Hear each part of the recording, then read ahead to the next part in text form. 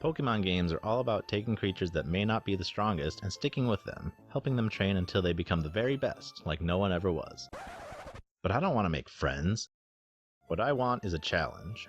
Instead of making them stronger, is it possible to beat a Pokemon game while preventing your Pokemon from ever leveling up? Other streamers have used mods to remove experience from the game entirely, or make Pokemon lose experience from battling, but that's way too easy. I want to know if it's possible to beat an unmodified version of the game by precisely sharing experience between Pokemon so that none of them level up. The only rule is that if a Pokemon levels up, I have to reset back to my last save point. Glitches are also banned. With all that out of the way, can you beat Pokemon Emerald without leveling up? Hello everyone. Thought of a challenge a while back that might be interesting, where I play on the normal game, but I'm not allowed to have any of my Pokemon level up. So not only do I have the challenge of not being able to level up my Pokemon, but I also have to physically prevent that from happening. We're gonna see how this goes. I don't know if it's possible or not. I chose my favorite Gen 3 starter and easily dispatched the Zigzagoon that was terrorizing Professor Birch. With these rules, how can you even beat the first rival fight? Simple. You don't. Pokemon games are programmed to let you pass the first battle even if you lose. Okay, don't tell me I picked the one game where you can't lose to the rival. You actually have to win this. Can you beat Pokemon FireRed without leveling up? I started by losing to the rival so I could begin my journey. We can finally play the game. No guarantee for sure that we can get past Brock, but I have faith. This guy might mess me up, and I'm gonna have to legitimately reset if any of my Pokeballs don't catch the Pokemon, because I don't think I can lose that money. I caught a Caterpie and tried battling the mandatory trainer in Viridian Forest, but Squirtle leveled up even while sharing the experience. Caterpie didn't though, so after a quick reset I caught another one and was able to win on my second try. I'm fine with that. Rare candies sell for a lot? I actually don't know. I can't use it, so hopefully they can give me a lot of money. Okay, let's see if this is even possible. It'll probably take a few tries at least.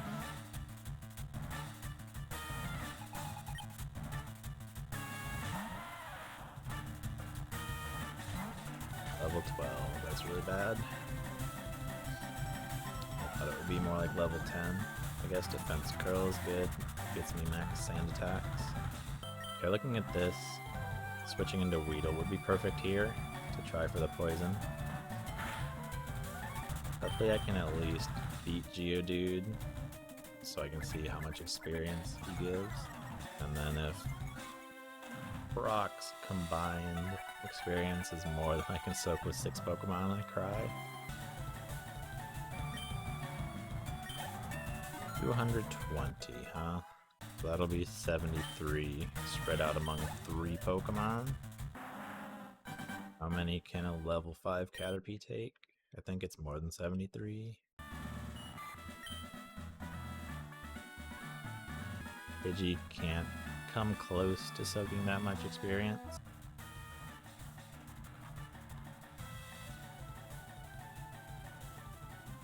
So if I need 3 Kakuna or Metapod for Onix, Pikachu for Geodude.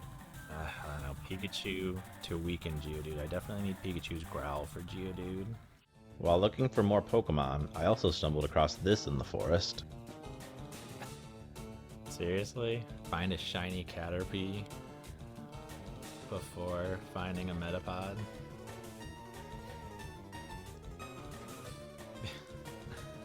Why not? I think what I'm going to do is try to beat Brock with this save file, and then I'll probably have to reset since I've wasted so much money on this file. If I just had to beat Brock with level 5s, this would be so easy. Let's go, got past Geodude, legitimately.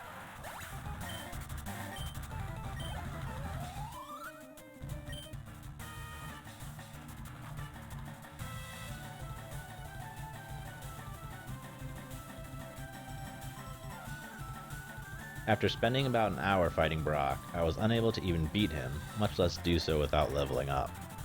With the knowledge I had gained, I reset the entire save file and was ready to make the most of my meager resources.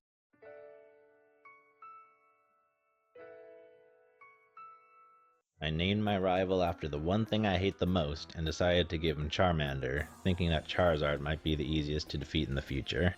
After losing to the rival, I began assembling a team of Pokemon specifically designed to beat Brock. Now would be a good time to discuss experience groups.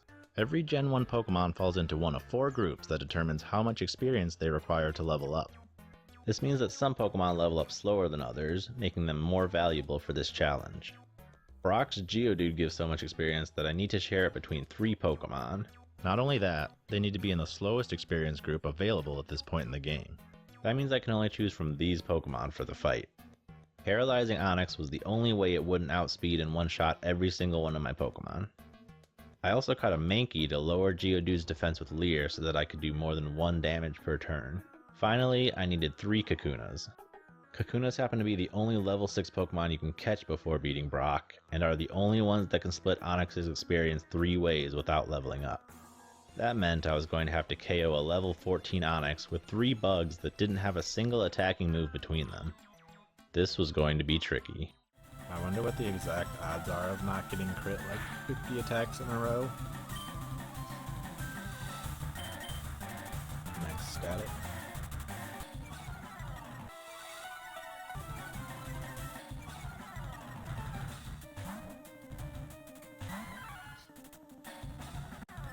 I've already lost count of defense curls. I think that might be 4, but I'm not sure.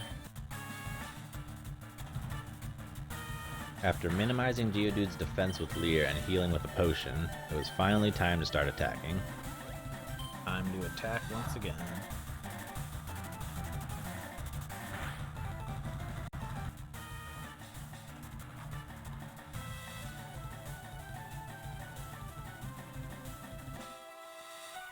Definitely more potions than I wanted to use on the Geodude.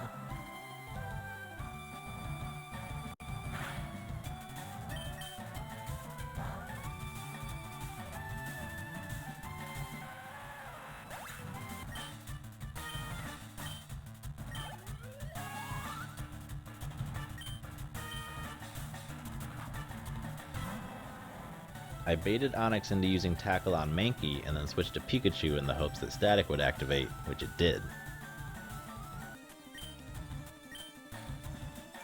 9 HP on that one, so 9 or 10 on the other one probably.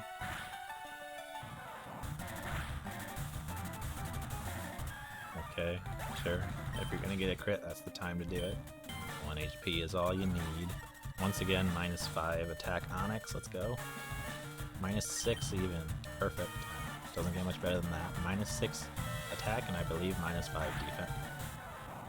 Because Kakunas have no attacks, the only way I could do damage was by using up all of their power points so that they would struggle. I left them each with a few hardens to increase their defense, and once those ran out, it was go time.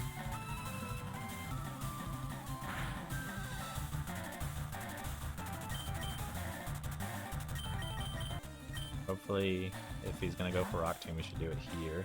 And then he should go for Tackle when I switch into my final one. Okay, he's gonna go for Tackle anyway. Hardens are literally doing nothing. So if this isn't successful, I'm going to just run out all of my PP on all of my Kakunas.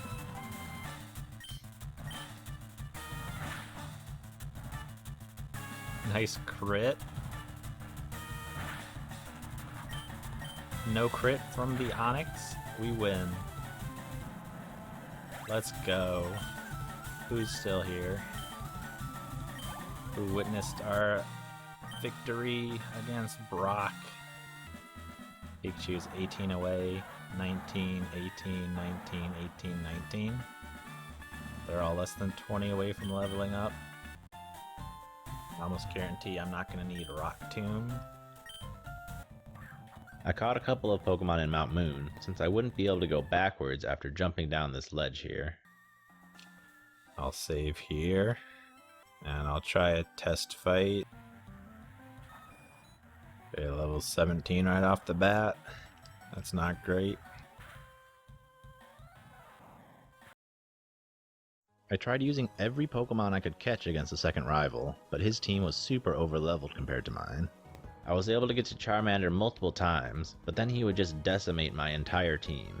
I was beginning to regret picking Bulbasaur as the starter. Just when things were starting to seem hopeless and I was considering restarting the entire game again, I found the Giga Chad that would end up saving the run. Ekans can have Intimidate, which would prevent Charmander from one-shotting every Pokemon in my team. It also had just enough special defense to survive an Ember, so it could lower Charmander's defense with Leer or try to poison it with Poison Sting. It would probably be a lot better if he sent out his Rattata before the Charmander. Unfortunately, if I beat the Pidgeotto with Geodude, I'm always going to get Charmander next. It'll probably just kill me with Quick Attack. No, it didn't.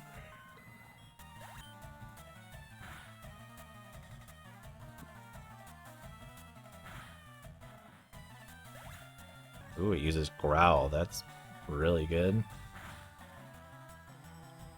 I needed multiple Pokemon alive when I hadn't beaten Rattata before Charmander, but now that I have, I literally only need one Pokemon that's not Geodude, and any one of them can obviously win the fight. And then any of them can deal with the experience besides Geodude.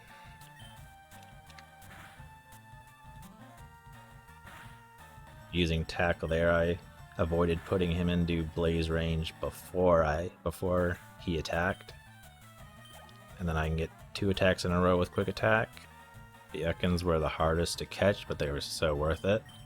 And then to top it all off, they both poisoned with Poison Sting first try. If I can't get to Diglett's Cave right now, that's going to be pretty embarrassing.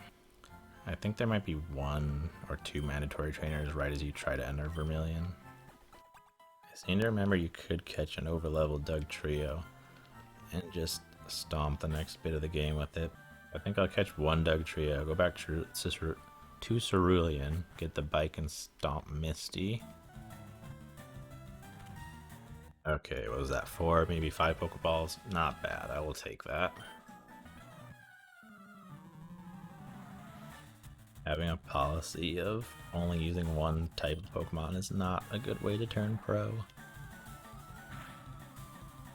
Oh, this is so nice. It would be disappointing if the entire game was like this, and once you get to a certain point, it's just all free. But having a short stretch of where I can just absolutely annihilate everyone is very refreshing. Even with the type advantage, Misty's getting completely destroyed. I may need 2, possibly even 3 Dugtrios just to beat the rival. See what we got. 31, yes. Be willing to use my Great Ball at this time. Or not, that works. And now every Dugtrio is guaranteed to be a level 31. Oh yeah, let's go. What was that? 3 Pokeballs and a Great Ball. Not bad at all. I like just the idea of having 6 level 31 Dugtrios. I really wish Sweet Scent worked with Repels. I used a Repel and did my best impression of a Beyblade until I had an entire army of Dugtrios at my disposal. Honestly, although not the smartest idea, maybe I'll just see if I can take out the entire SS Anne with 6 Dugtrios. Wow. That Pokeball luck. I am so powerful. I'll try fighting the rival first. Just get that out of the way. Feel like there's a good chance I can take out the entire ship with just this team.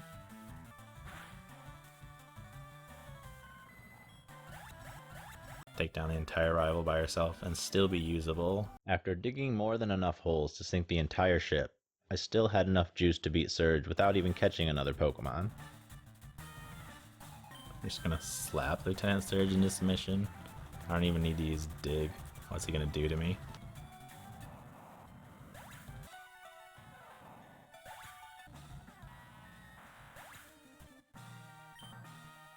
Awesome. After catching several more Dugtrios, I stormed the Team Rocket base in Celadon and made Giovanni feel a world of pain.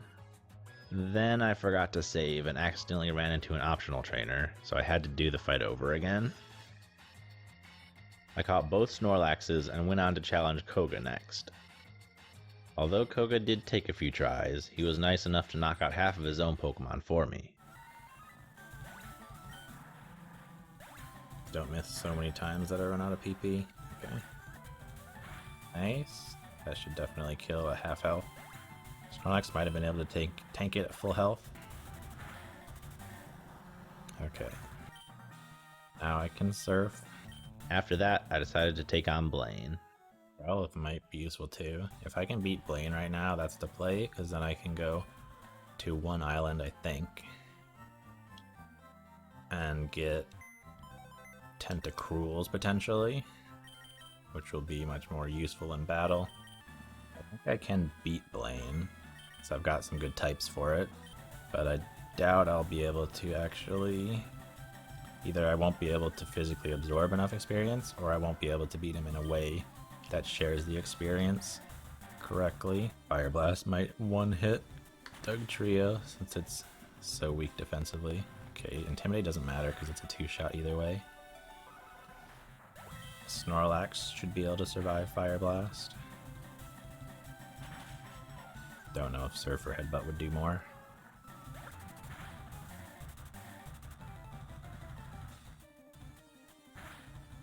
Bonita is really sleeping. Growlithe kind of sucks because its only attack is Takedown.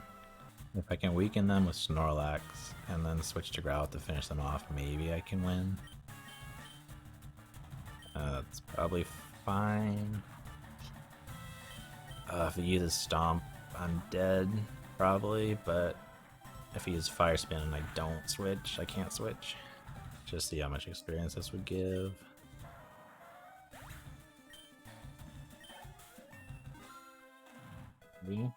That's not good. Growlithe could do more and like actually beat these Pokemon. In terms of experience, he could pretty much take out Blaine by himself. Snorlax is being able to share in all the experience. Maybe if they each share one of the Growlithe or Ponyta and one of the evolved forms, maybe they can take it, but I kind of doubt it. Surf would have put it in potion range if I used two Surfs. Don't remember if it did more or less than strength. I think I tested it beforehand. That was close. I'm assuming what's going to happen is I can't really beat Blaine right now, and I just need to catch one Tentacool, and that's basically it.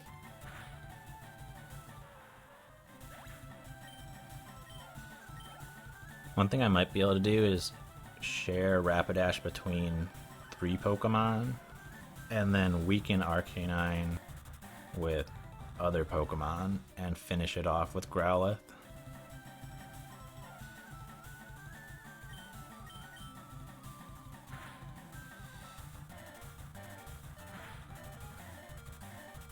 Okay, that was a little greedy.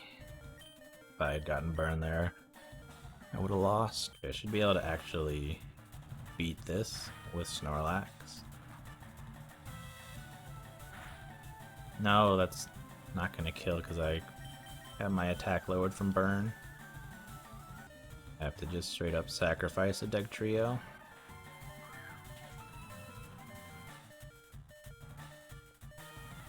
I guess I could have switched between 2 Dugtrios, but that wouldn't have really helped.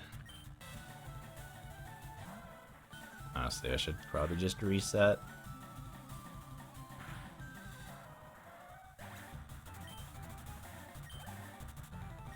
Oh, maybe not. Like trios might be able to weaken it far enough that Growlithe can finish it off. Am I actually gonna win here? Watch me beat it with Growlithe, and then it gives too much experience. If I get it really low, even if it kills Growlithe with Takedown, that would actually be perfect if it takes itself out with Recoil. There we go, that's all I need. Don't even need the Growlithe. Wow. That worked surprisingly well. After beating Blaine, Bill offered to take me to the Sevi Islands, which I accepted since I wanted to catch some stronger Pokemon. This is good because if I can find a Tentacruel, it's guaranteed level 35 to 40. Tentacools and Tentacruels will be the new Doug trio. Well, that's obnoxious. Guy rips me straight out of the gym and then won't let me use the PC.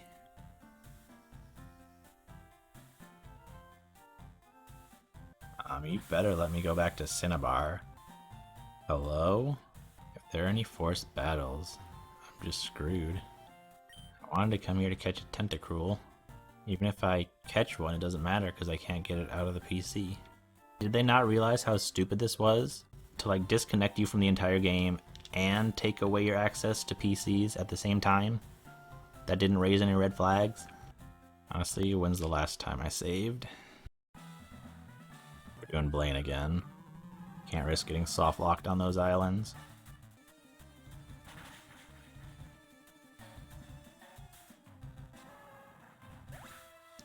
Okay, vastly... This a very similar result to last time in a vastly different way. I think what I want to do is actually empty my party partially, so I can catch Tentacruels and have them go straight in. I can't save on these islands because I'm literally trapped here and I don't even have access to the PC. So if I run into a fight that I can't win without leveling up, the challenge will just be over soon. Hopefully Tentacool just goes down and I can get a free switch to Oddish. I caught the Tentacools and Tentacruel that I came here for, then used them to win a forced 4 battles in a row without healing. Luckily, these goons only had poison types, so the fights weren't too hard. The rest of the islands were uneventful, so I made it back to Cinnabar while securing access to as many level 40 Tentacruels as I could catch.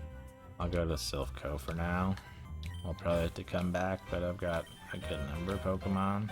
I spent almost an hour catching Tentacools and Tentacruels so that I could have a full party of Pokemon with no experience.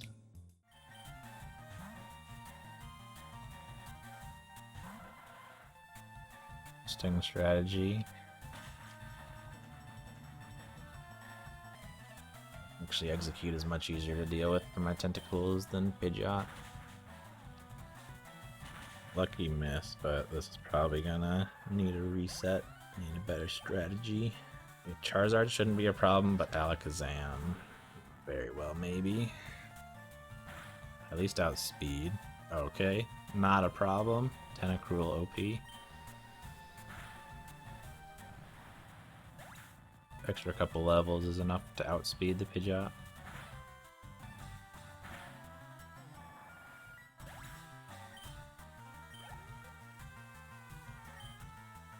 This is going better than I expected. I can't believe Alakazam was the easiest Pokemon so far.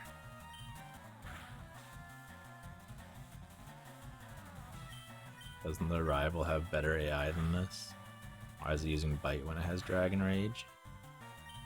Switch to this Tentacruel and let it go down. Luckily, unlike Doug Trio, Tentacruels have a non-damaging move that I can just spam if I don't want to take out the opposing Pokemon.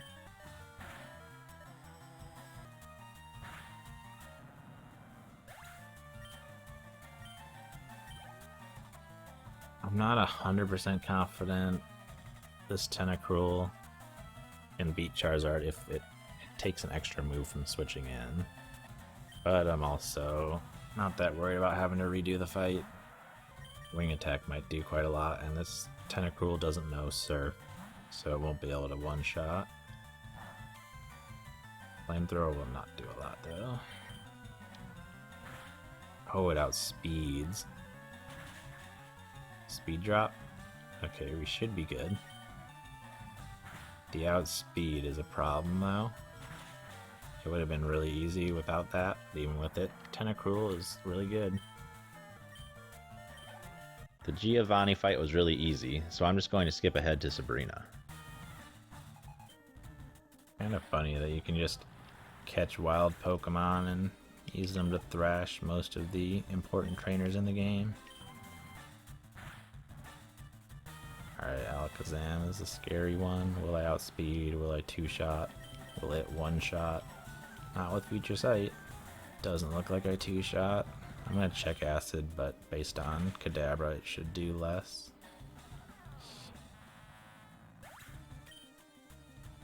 Does anyone have higher special attack than this one? Okay, this one does. That other one just had really bad special attack. Doesn't outspeed. Did the other one outspeed? I don't remember. Should. Nice. I don't think the crit mattered. That was probably a range though. Okay, there's still a Future Sight out, so I'm gonna keep this one alive. But Venomoth shouldn't be much of a concern. It's fine if Tentacool somehow survives, but unsurprisingly, it will not.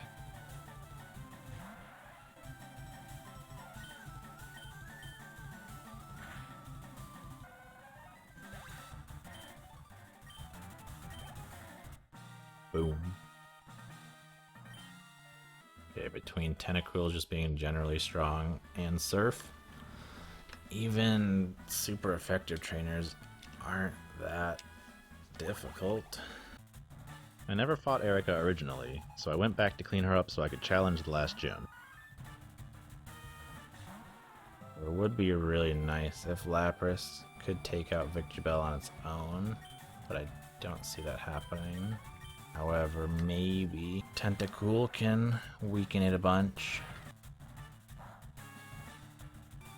Not try to do anything too fancy.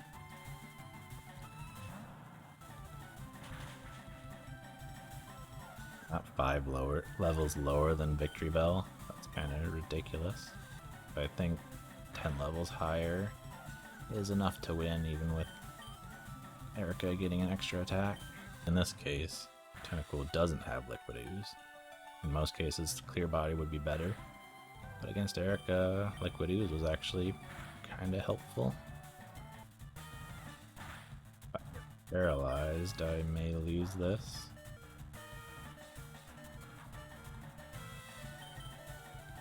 Unless it's out of Giga Drained, which it might be. I don't know if that was 4 or 5, but it looked like it was probably 5.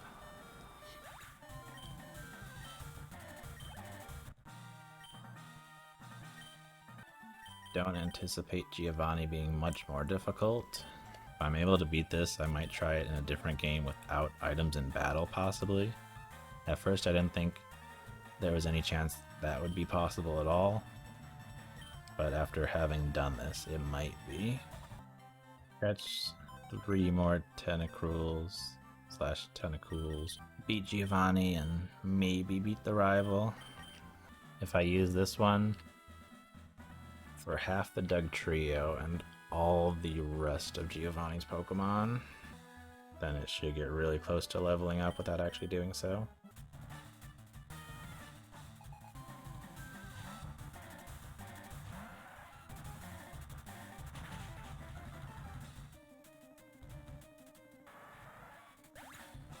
These two should be able to share Rhyhorn's experience perfectly.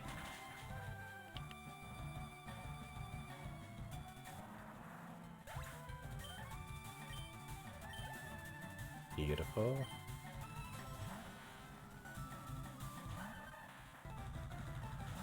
Split the Dugtrio experience between 2, which I don't have to do, but it would be efficient.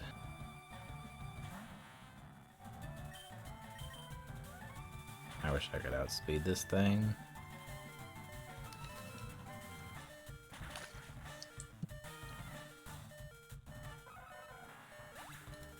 I'm using the 120 HP one, if I remember that. I wanted to keep looking at the experience.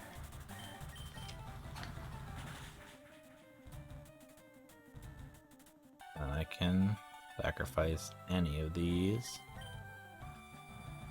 Sacrifice a little bit of you and a little bit of you. As long as I don't get any crits now, I should be able to two-shot all of his Pokemon.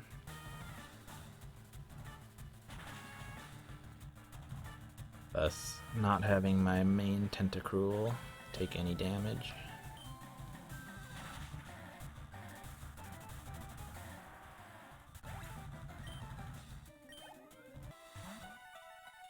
Making sure it didn't magically get to a point where Nidoking would perfectly top it off.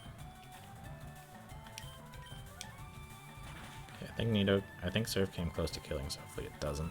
Good.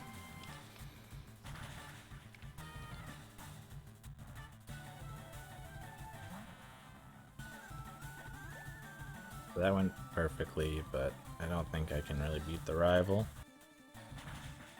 Makes me sad that I wasted the last of my Repel without catching another one, but it doesn't really matter. It's only $200. This challenge might be doable without items in battle.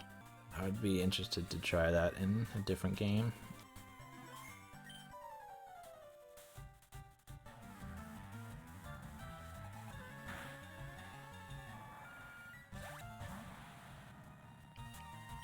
Probably can't outspeed it at this level difference. 3-shot. Okay, will Snorlax survive? And I can put it to sleep. Nice. Easy. Okay. Alakazam does not want to live. What's up with that? I can't actually take it out with Snorlax. I need to have Snorlax go down here.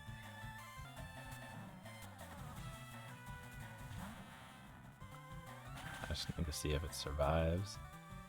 It doesn't.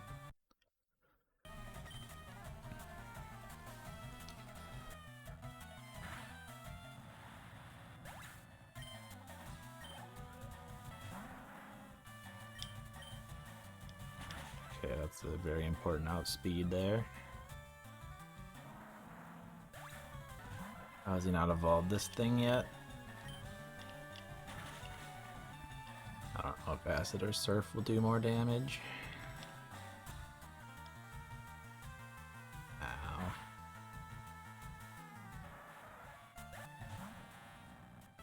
And now he can't heal.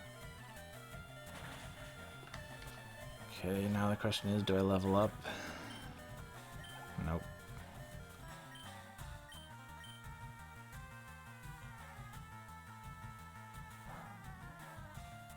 Oh my god, that's so pathetic.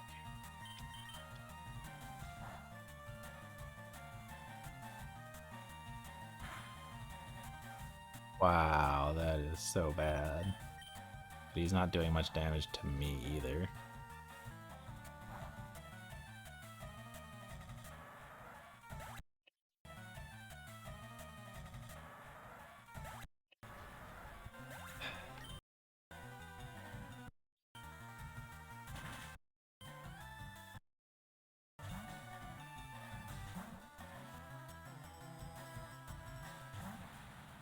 I can probably get off 2 Surfs. If the yawn lands, which it did. Because we will fall asleep right now. Although this guy might get future sighted. Future sought, if you will. I hope future sight doesn't hit this turn because this Rhyhorn is perfect EXP for this specific Tentacool. Dang it. That's actually not super effective. Okay, cool. It's actually good in this case that Future Sight ignores types.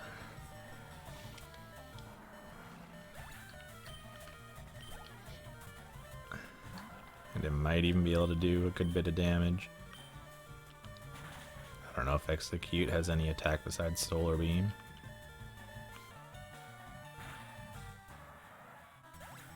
We'll be able to 1v1 it at this health.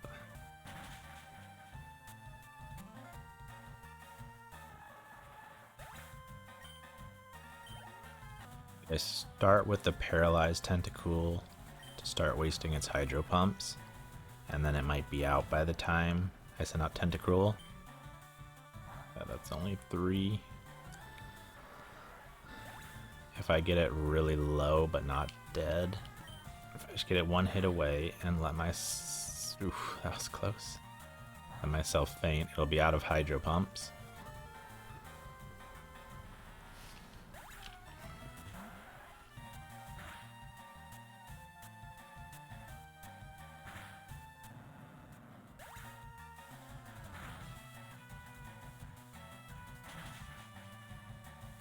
Wow, that was actually kind of pathetic. Damage was way less than I expected. In both parties. Okay, cool. At least I didn't need a hyper potion, yay. If I have a focus band, where do you get that in this game? That would actually be an incredibly useful item in this challenge. It absolutely sucked to grind for the RNG of having it activate. But when it does, then you can just survive any attack. Alright, I'll take this win. At least I didn't get crit. With nothing standing in between me and the Elite Four, it was time to upgrade my team. While I wouldn't use legendaries in most challenge runs, I'm going to need the high level and slow experience group of these birds to soak up as much experience as possible.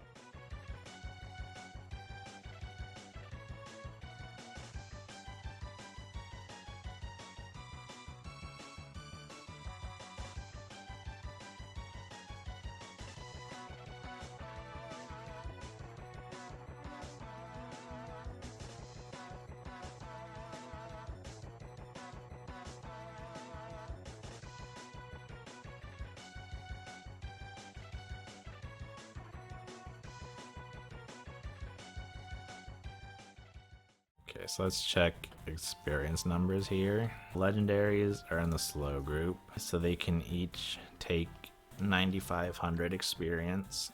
That's only like 5 Pokemon each. And then level 46 Pokemon are at least 6,400 as long as they're not in the fast group. It could be good to have 1 Onix, 1 Machoke, and 1 Tentacruel. Scared to do the math, but I'm hoping with 3 birds, 2 level 48s, and Onix just exploding all the time. So Onix should be able to take out 1 Pokemon per battle without anyone getting any experience.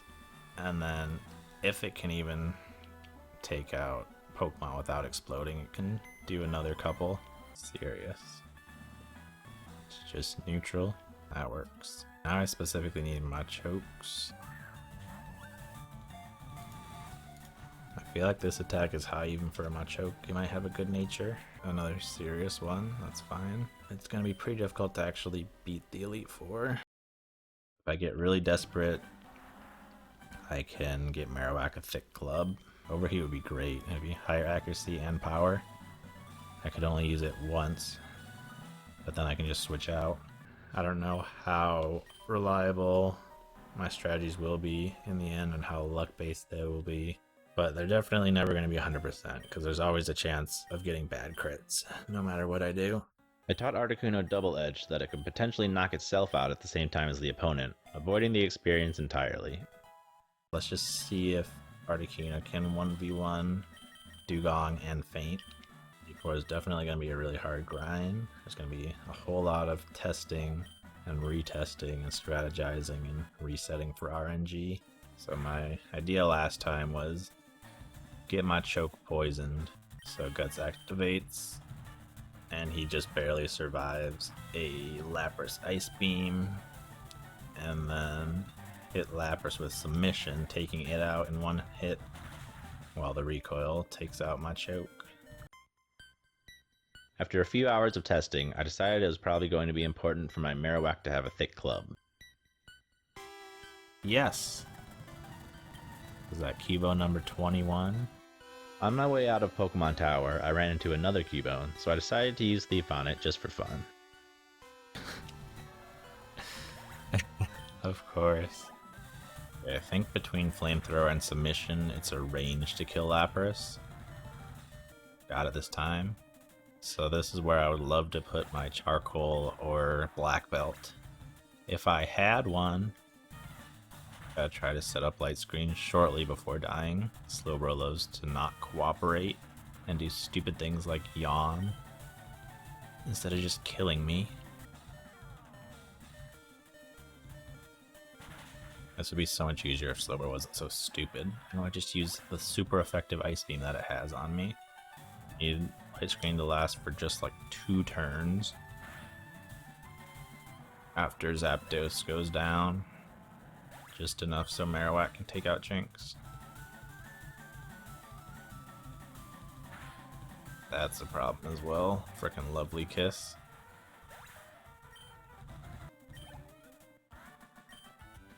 I gotta try to get my choke up to the right amount of HP. You get a double KO against Bruno's first Onyx. Alright, let's see how this goes.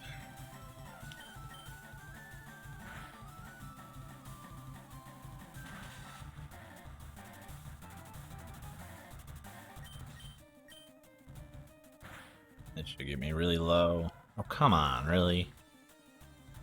First one only did 42, and the next one did 46. Seems like I would want my choke to have just a few more HP. But I can't only give it like 3 more HP. I need to give it at least 10 more, and even if I did that, it would waste the citrus berry, which would suck.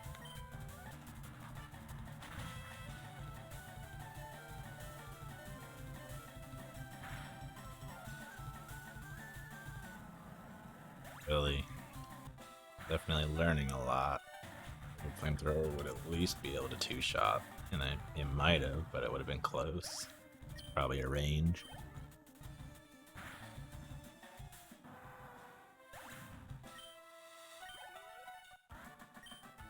Let's see how much Drill Peck does. Does not even 2-shot, that sucks.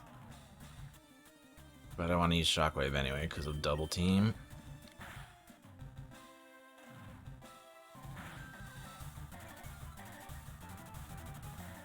Iron Tail into Explosion should kill Golbat. But then I have to rely on hitting Iron Tail and not flinching twice, or at least once. So that might not be the best strategy. I definitely want to be using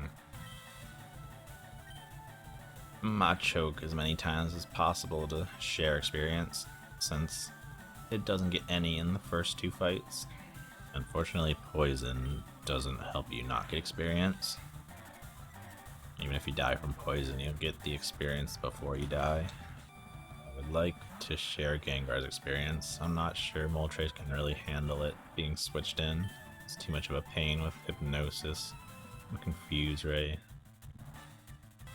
If I use Fly, I might not get it into heal range.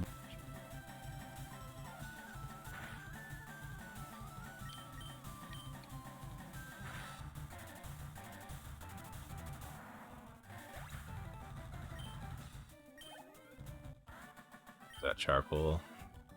I wonder if I could 2-shot Gengar with 2 flamethrowers, even with the citrus berry, if I gave Moltres a bunch of calciums. Toxic, Protect, Rest. The combo that any Pokemon that can learn TMs can learn. Besides a few specific exceptions. Let's see what I can do against Lance. Marowak is kind of useless now, but only because I got 2 extra Pokemon worth of experience.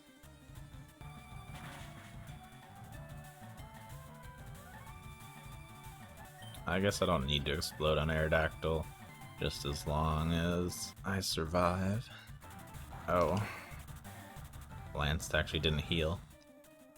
I was expecting him to heal.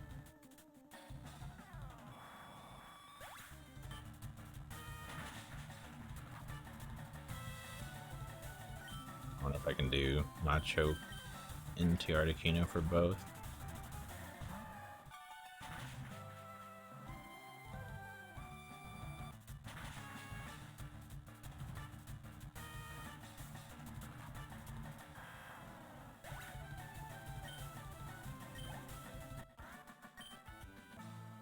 Alright, so that's pretty easy to this Lance just like not have any floor restores or something?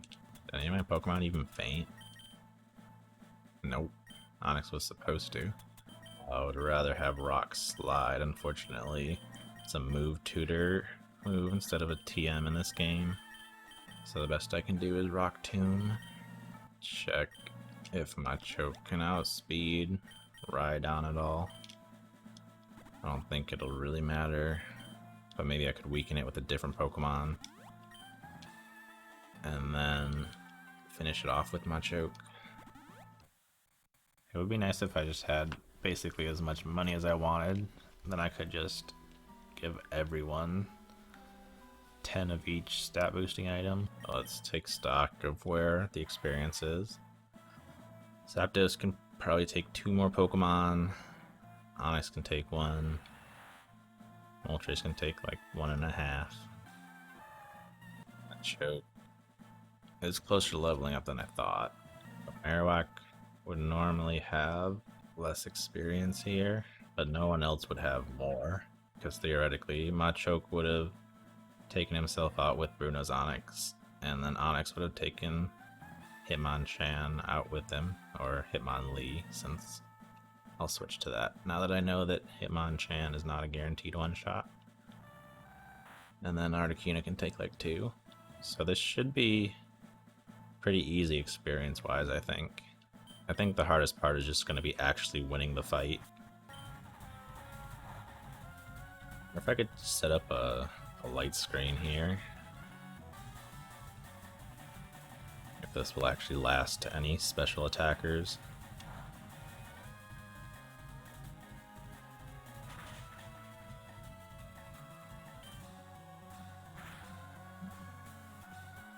Choke's not currently outspeed Rhydon, but I could have used a couple more Carbos on it. Hopefully this one-shots. Oh, come on, really? You're gonna give me a range there? Come on, dude. Stop being a weenie.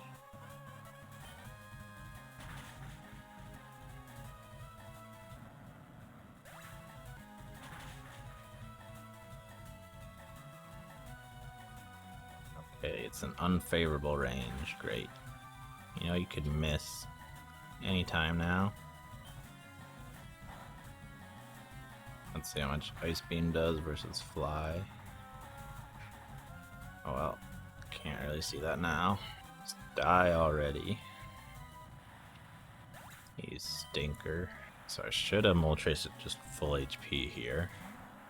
But I think what I would normally do is just use Fly once, and then let Charizard KO me with Fire Blast, and then send in Marowak.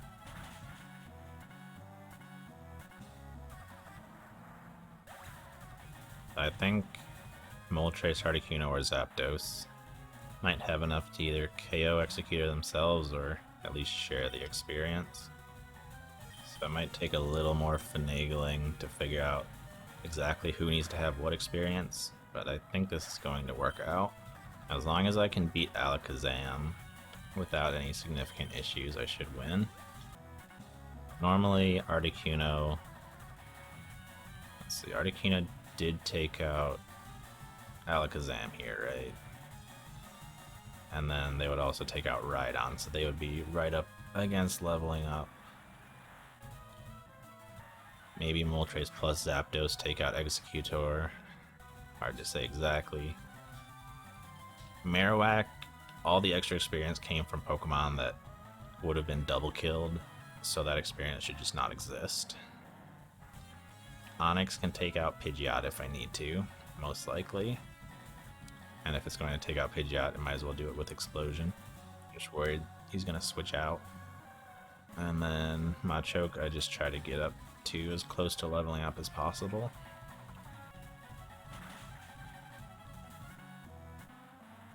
So this was almost a win.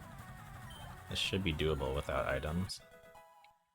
I was starting to get a good idea of the strategies I would need to use, so I did a test run while using items to see what would work and what wouldn't. I don't think I need any more setup. I think I just need to test who gets experience and make sure all my ideas work. Luckily, it's very likely she doesn't attack me just a single time. Usually she doesn't attack 2 or 3 times. Because she's got 4 non-attack turns. She's got to use Safeguard and Hail twice each. Got to use all of those specifically while I'm in the air is very unlikely. Then most of Lorelei is going to be the same, but I'm going to try to use Explosion on Jinx instead of Slowbro. Then I don't have to rely on Jinx missing with Lovely Kiss. If Zapdos dies against Machamp, I think that's basically just a reset unless I can kill it with Marowak. But if Zapdos either 1v1s Machamp like it's supposed to, or at least shares the experience with Moltres, I think in either of those cases, then Moltres and Zapdos can both fight the first Gengar. So we need a couple paralysis procs.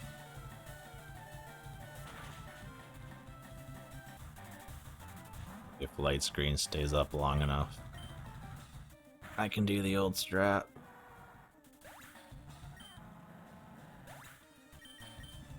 Just hope that Jinx misses with Lovely Kiss.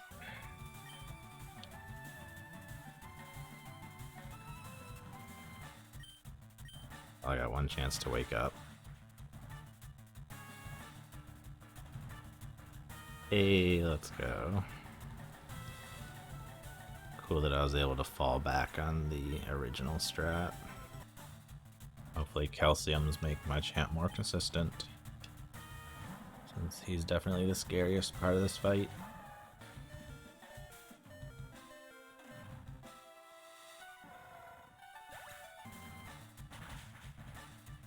If I can't damage Hitmonchan, I'm probably going to have to switch to Articuno. That's going to be annoying. Yes, let's go. I don't remember if Explosion doesn't take out Hitmonchan at full health or if it's a range. I think it's a range. But I would have had to switch to Articuno to do just a little bit of damage. I don't think Ice Beam would KO, hopefully not.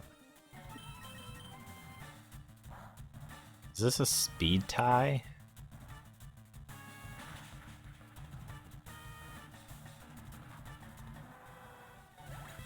Luckily Hitmonlee doesn't know counter like Hitmonchan does.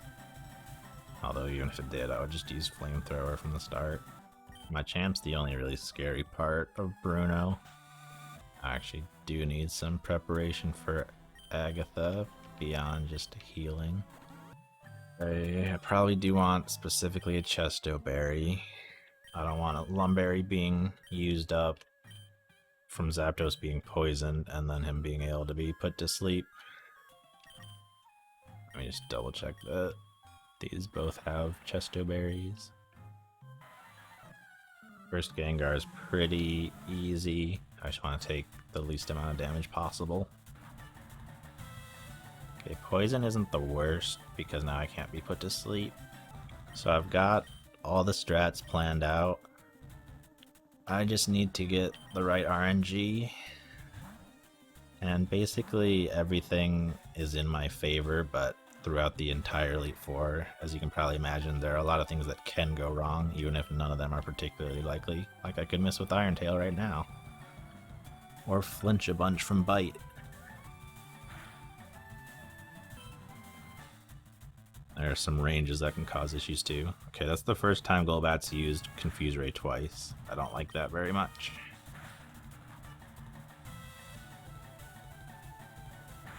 I do like that though. The biggest strat here, if you're wondering why I'm like switching into someone and then immediately switching out, I'm trying to share the experience between as many Pokemon as possible, and specifically have a lot of the weaker Pokemon soak up some of the extra experience. Like Machoke's not very useful overall, so I want to have it share experience since it can't take out very many Pokemon by itself. Zapdos has to survive, and the poison makes that scary.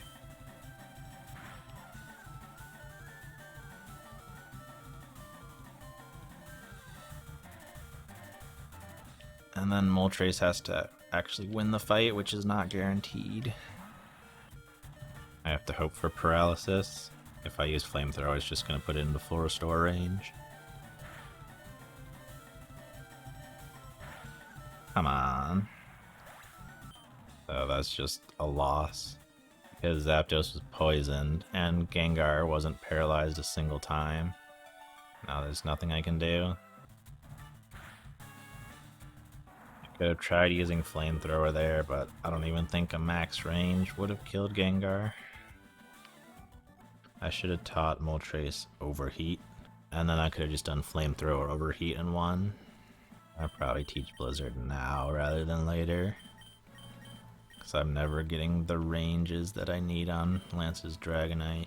Gyarados doesn't seem to know anything very dangerous.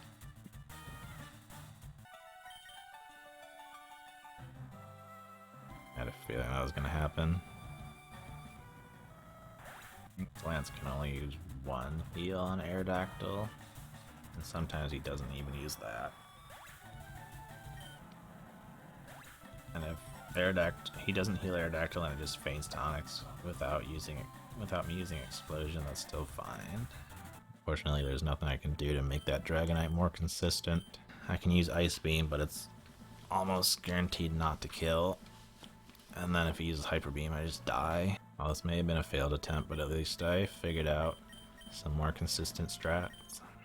I don't know if the rival has the choice of not healing his Pidgeot. I don't think I've ever seen him not heal it. Check if Pidgeot even makes Onyx level up.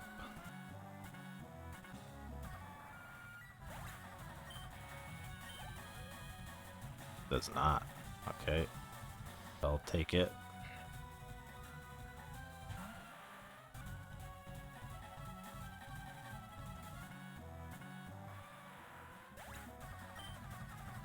I hate having to rely on Blizzard and Thunder right at the end.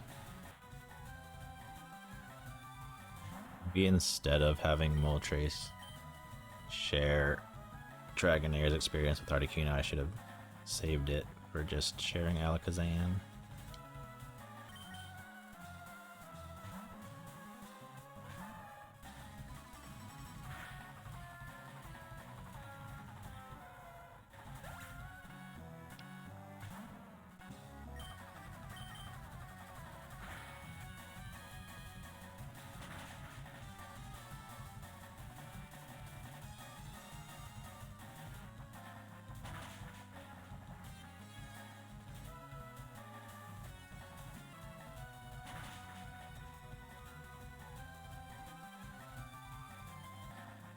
I only have to really rely on one Thunder and one Blizzard, but that's still scary.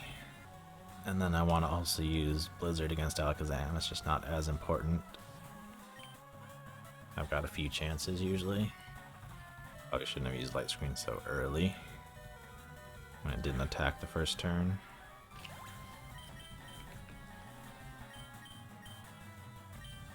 I could totally just have Marowak take out the Alakazam, but it would not be able to handle the experience without sharing it.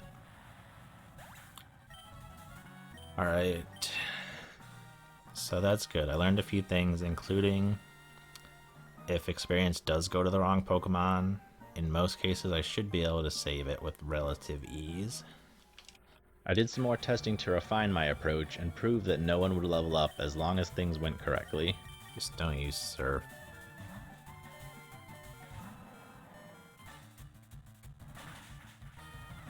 Okay. Thank you. So Surf is literally the only move that can kill Onyx.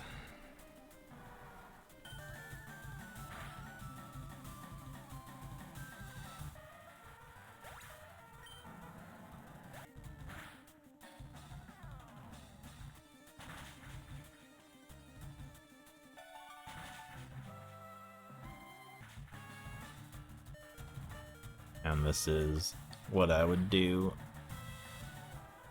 if Hitmonchan killed Marowak. Figured out how to make Dragonite more consistent, so that's nice. Lance should be almost 100% consistent, And the only question is whether I'll be able to use Explosion on Aerodactyl. Although, last time it didn't even matter. Onyx was able to take out both Aerodactyl and Pidgeot without exploding on either of them. And without leveling up. That is to have someone else do just the tiniest amount of damage. So that Ice Beam can one-shot.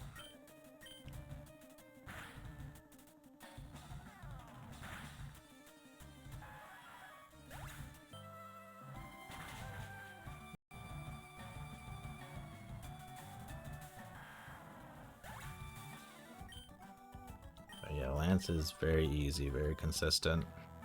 I basically just need Thunder and Blizzard to hit, and I'll be good.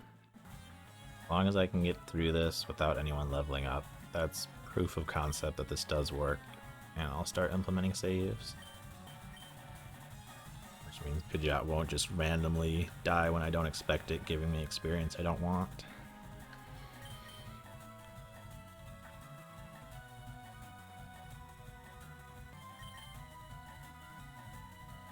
Yo, triple protect.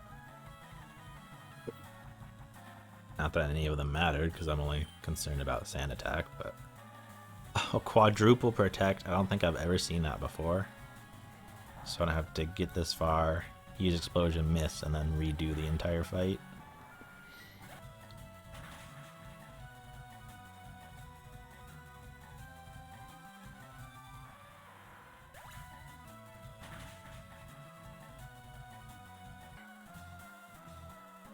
As long as Gyarados and Alakazam don't make me level up, it will prove that this strategy works.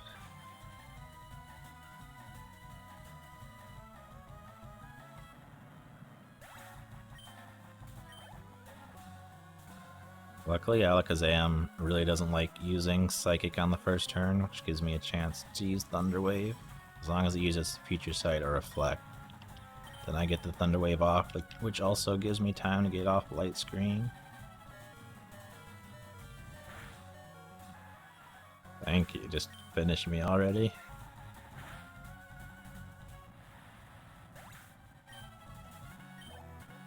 And there we go.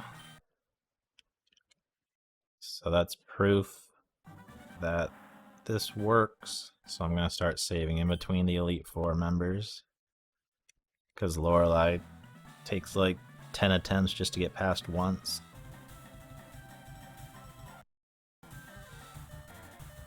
Come on! 2 misses in a row, really? Okay, Lapras is stupid and I hate it.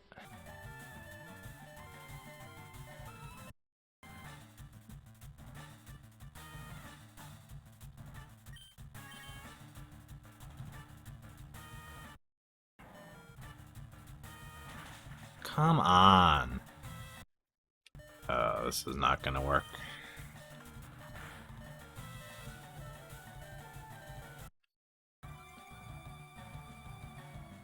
But it's at the lowest HP possible.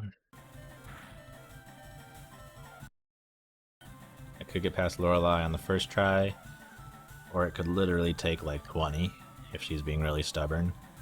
The biggest reason Lorelei is so difficult is because I'm doing a lot of precise KOs where I both make her Pokemon faint and my Pokemon faint at the same time, which avoids anyone getting experience, which is really important. If you weren't able to avoid some of these Pokemon experience points, I don't think the challenge would be possible at all. So there's the Confuse Ray. Yep, nice.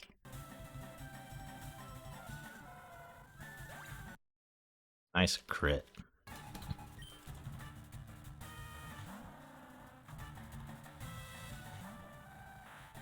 Even me getting a crit can sometimes be really bad. If I knock out Dugong. Luckily that crit didn't matter. But if I'd gotten it on the next attack and knocked out Dugong, then that would have been a reset. I really just don't want to see any crits or misses from anybody.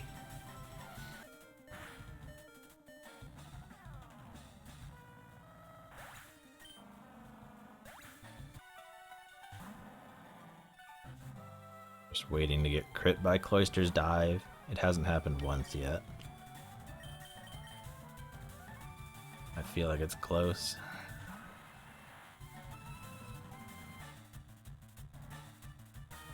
I don't think the game's gonna let me get away with never getting crit by Cloyster. Unfortunately, I have to take this hit, or it can use spikes or hail, which hurts my choke and messes everything up. Like, I could use fly to dodge every dive if I wanted,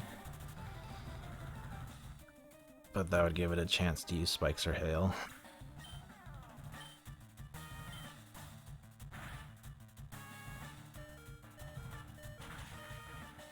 Surprised I didn't miss. That would be the last thing that could go wrong.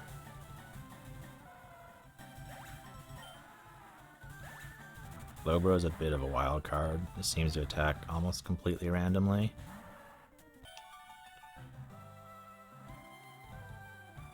Airwhack can take either a Surf or Ice Beam, but Onyx can't be hit by Surf. It should use Ice Beam though if it's going to attack. Good, because Ice Beam's super effective against Zapdos.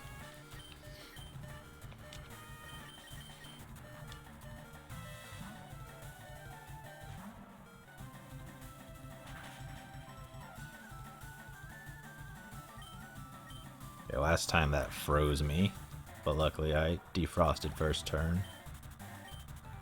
So now we should be in the clear. I used to have a strategy that relied on Marowak 1v1ing Jinx since it was the last one alive, but that meant Jinx had to miss with Lovely Kiss, which is only a 1 in 4 chance, so it was not a very consistent strategy.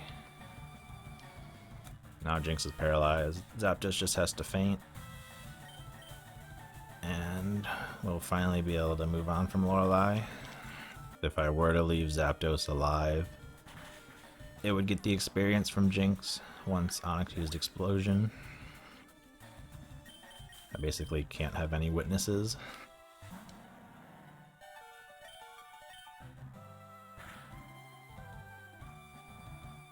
And there we go.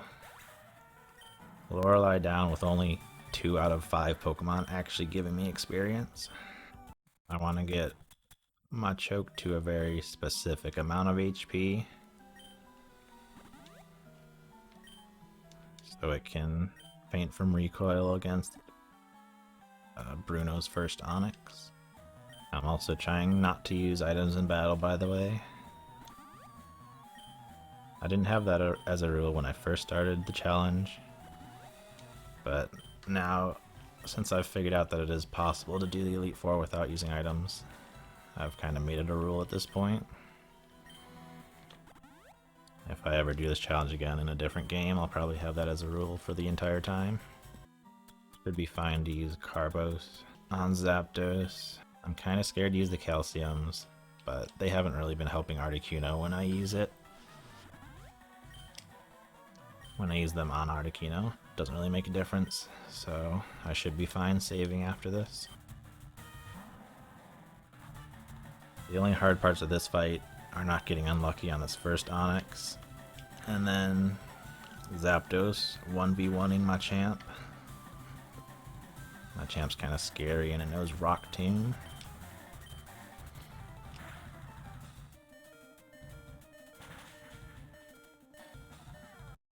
Dang it.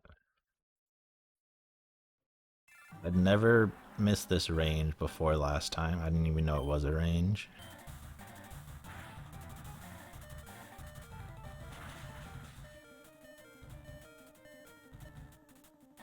There we go. That's what's supposed to happen. Hitmonchan can be annoying, but even if it is, I can deal with it. Just hope I get left with enough HP that Hitmonchan doesn't quite one-shot me.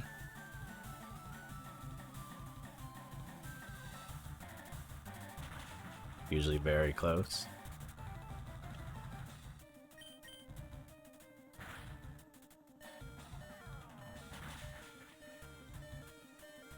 I need to be low enough that he foolishly decides to use Mach Punch, even though he already outspeeds me. And I have to get lucky and live the range.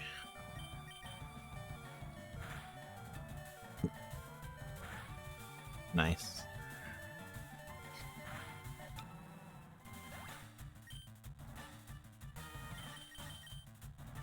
His explosion will just barely leave Hitmonchan alive if it has full HP.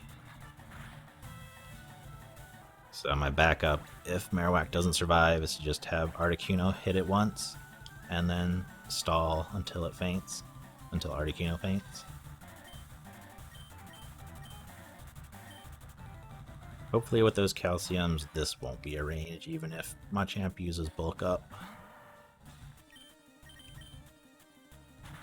Because if I leave it with just 1 HP, it's going to heal, which is a big problem.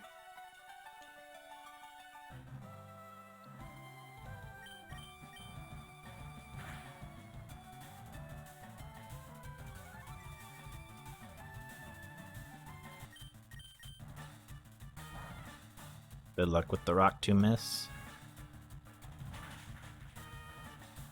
The important thing is just that he didn't use bulk up, and that's the only way he can be scary at all.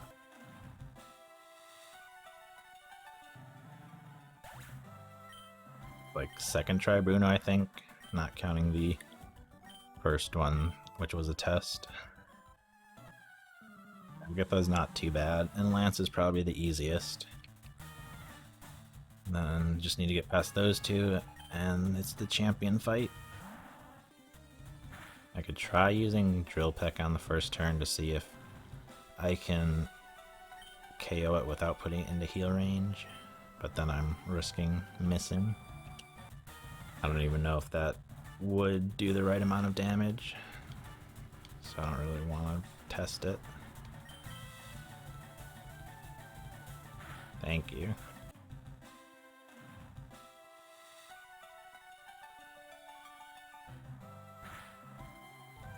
Start. Just need one explosion. Good. Not so good, just don't flinch. Okay.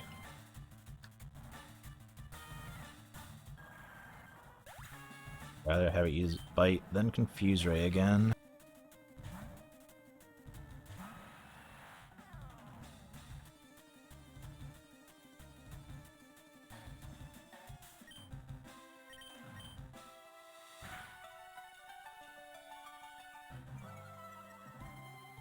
Be nice to get past Haunter with my Chesto Berry still intact. It doesn't even have to use Hypnosis. And then if it does, 40% chance to miss. But so far it's hit both times.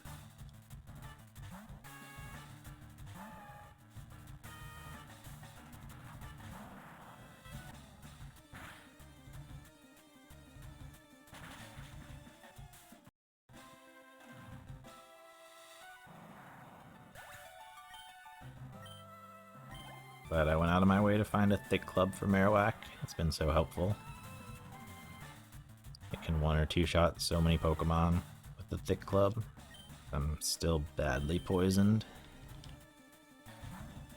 Luckily, because I'm poisoned, it shouldn't try to use Hypnosis on this turn. It might on the next turn though. Oh, come on. Okay, I needed to either use Sludge Bomb and not poison me, or use Hypnosis and miss, or be paralyzed.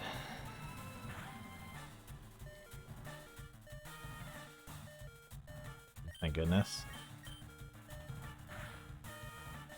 I thought the Citrus Berry was me being poisoned. That was close.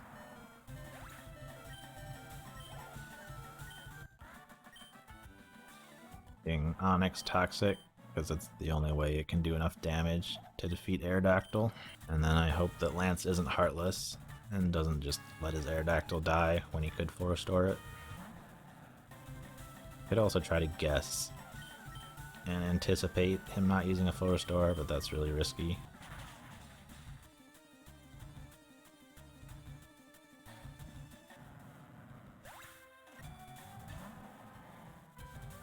As long as Lance uses one full restore, I know he won't use a second. But if he just decides not to even use one in the first place, then I'm going to get Aerodactyl's experience. Okay, cool. Lance did indeed heal, and I technically should use Toxic instead of Protect, but whatever.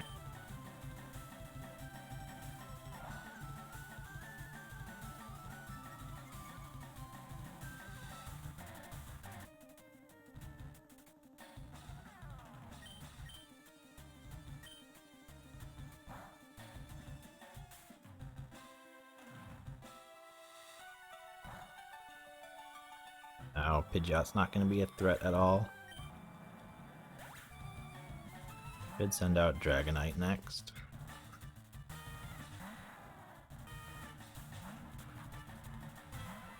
Dragonite's just barely able to survive an Ice Beam from Articuno. So I'm going to weaken it a little bit. But I don't actually want Zapdos to share in the experience. So I'm going to let it go down.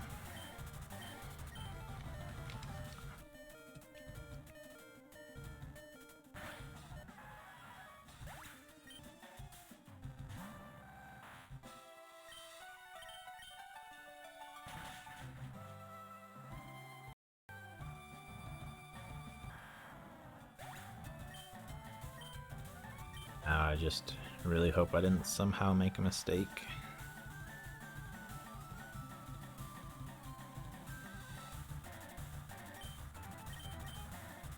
I have tested this pretty thoroughly, so I'm pretty confident this should work.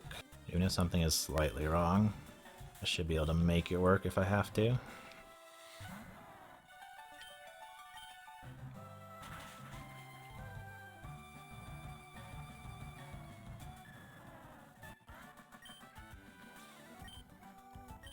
The biggest risks here are missing Thunder or Blizzard. Final fight, and then I'll have beaten the entire game without leveling up a single time. All we have to do is beat our greatest rival. Experience points.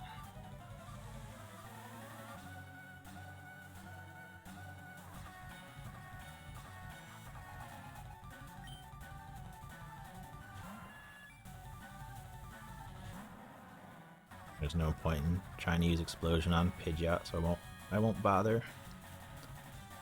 It's got Sand Attack and Feather Dance, so I could either miss or not do enough damage.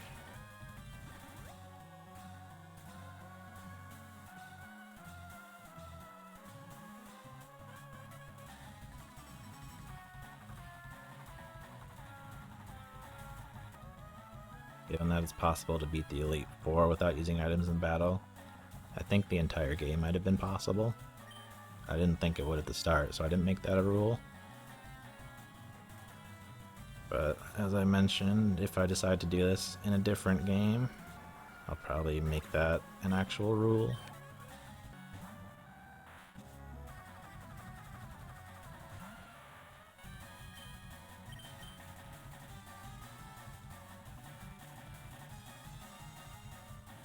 Nice. Got a second chance, and you miss again. What an idiot. What? How does that even happen? One Rock Tomb and I was just dead. Even if it didn't straight up kill me, I probably wouldn't be able to beat Alakazam.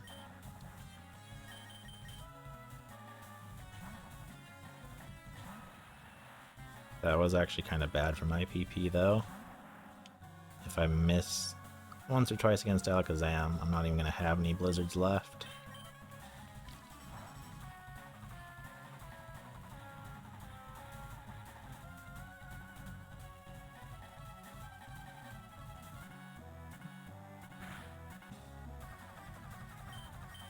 Because of Moltres' pressure, that gets rid of 4 out of 5 Fire Blasts. And hopefully it uses the 5th one on Machoke, good. And now it won't have any for Marowak.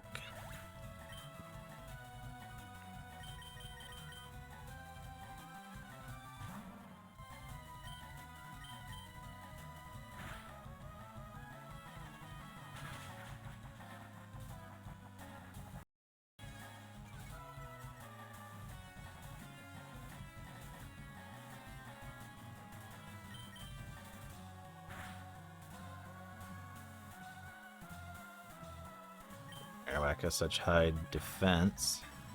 Can't do too much damage, as long as he doesn't crit.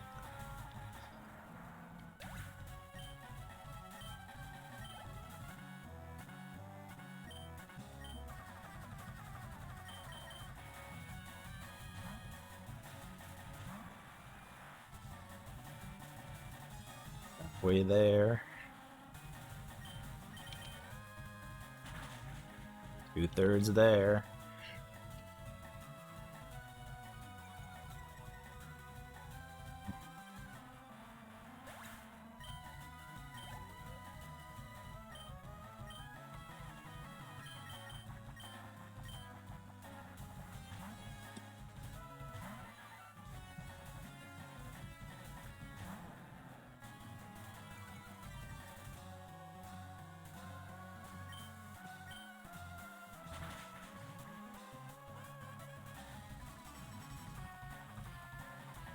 Thunder didn't miss.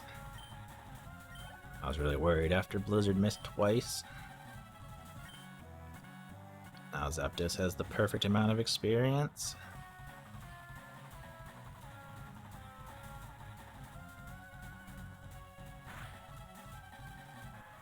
Zapdos is being obstinate. The light screen's about to run out. I could lose right at the end here.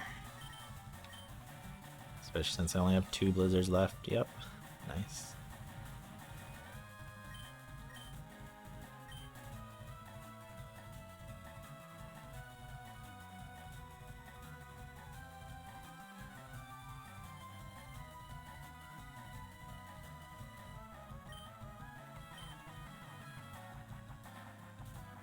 Sure, man. Just miss with every move you have.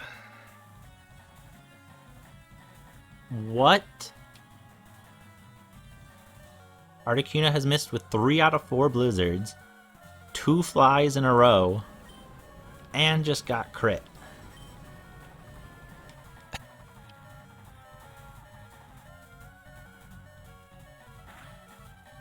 I need a crit here.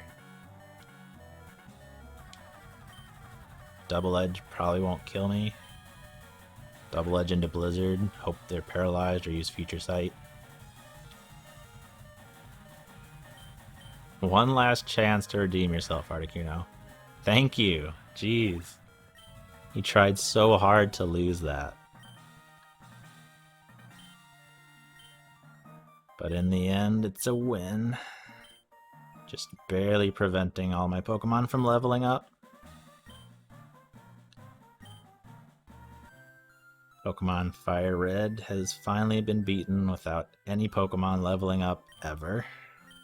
The Elite Four was just as rough as I expected, but it was a lot of fun strategizing.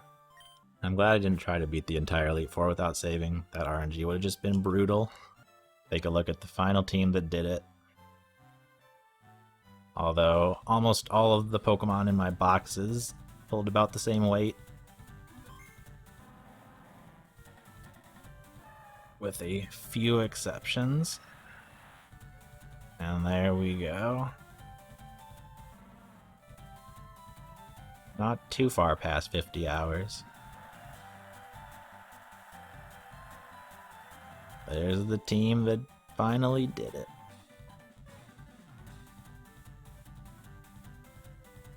Actually haven't played FireRed Leaf Green since they came out, so I don't remember what the credits sequence is like. If you've made it this far, thank you so much for watching.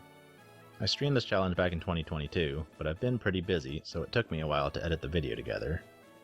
I've done this same challenge with no items in battle in 2 other Pokemon games, so if you want to see those, make sure to leave a comment so that I can try to get them out in a few months rather than a few years.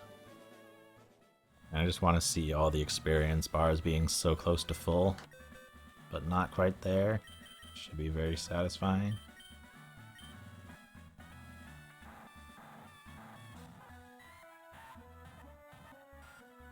Look at that. Really making the most out of all these Pokemon without quite leveling them up. They're all so close. Everyone was helpful except you.